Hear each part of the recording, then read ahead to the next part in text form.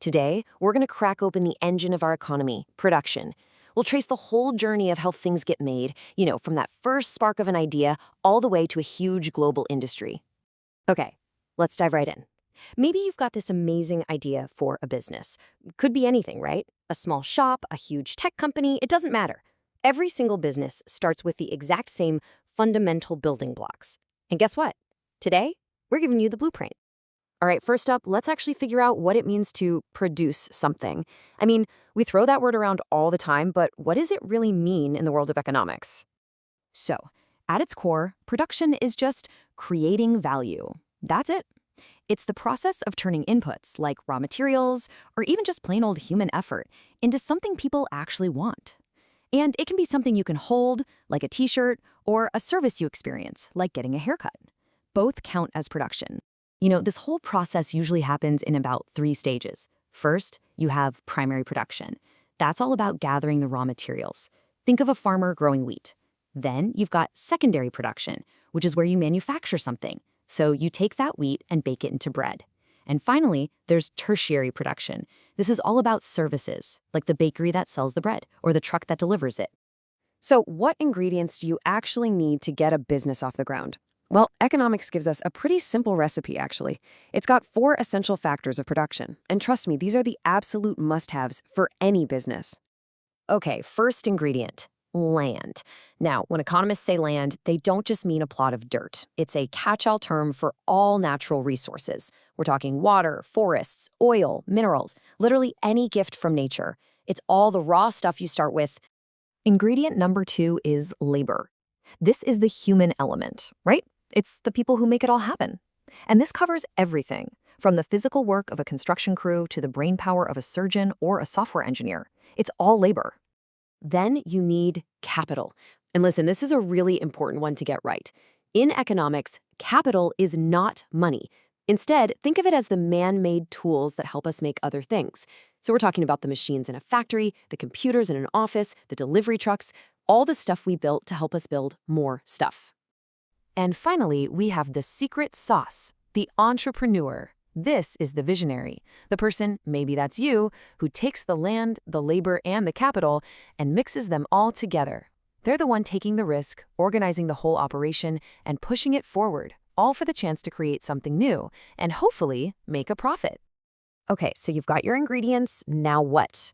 Well, the next question is, how do you combine them in the best way possible? It's all about working smarter, not just harder. One of the most powerful concepts here is something called the division of labor. You might know it as specialization. Think about it. Instead of having one person try to build a whole car by themselves, which would take forever, you break it down.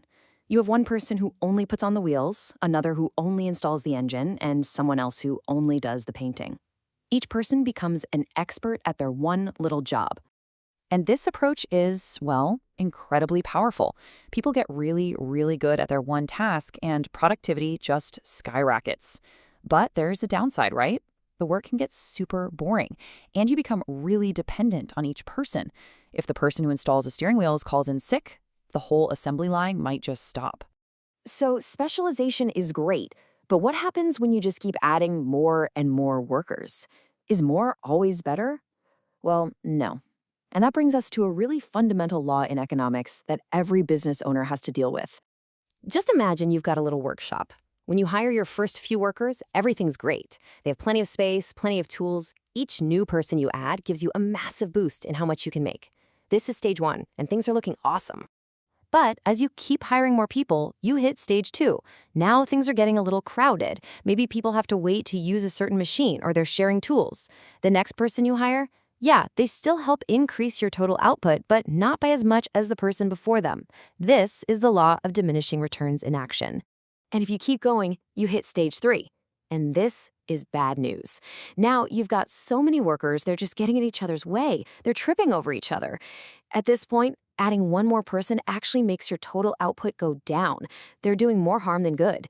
So the big takeaway here is that finding that sweet spot, that perfect number of workers in stage 2, is absolutely crucial.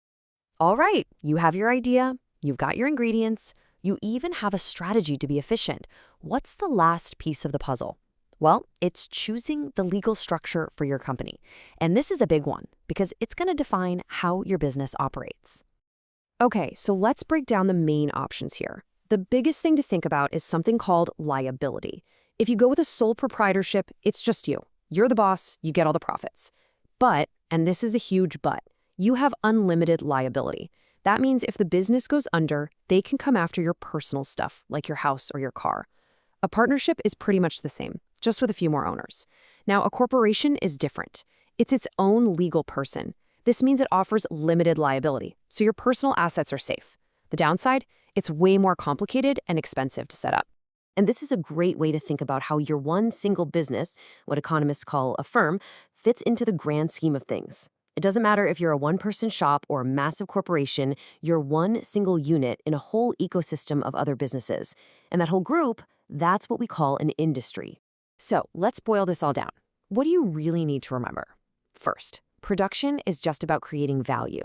And you need those 4 key factors to do it: land, labor, capital, and the entrepreneur. Second, you can get super efficient with things like the division of labor, but you have to watch out for diminishing returns.